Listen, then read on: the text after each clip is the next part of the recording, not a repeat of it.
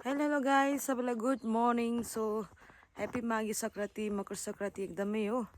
हाम्रो चाहिँ यहाँनिर अङ्कलले चाहिँ तरुन खानुहुँदैछ है, इस्कुस तरुन भर्खर स्टार्टिङ होइन। अब यो सकेर चाहिँ हाम्रो माथि छ अझै रहेछ अङ्कल पुरा बोक्नु नसक्ने अरे। रहेछ है त्यहाँनिर।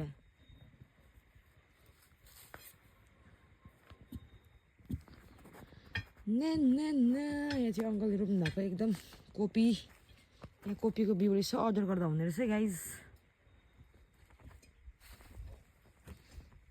इस्कुसको तरुन खन्नु चाहिँ साह्रो छ है साथी हो, यत्रो खन्नुपर्छ अन्त लास्टमा पाउने चाहिँ यति नै। इस्कुसको तरुन जस्तो खन्नु साह्रो चाहिँ केही लागेन मलाई चाहिँ। अघि उयो किचाएछ नि त तपाईँले मार्तल उयोले।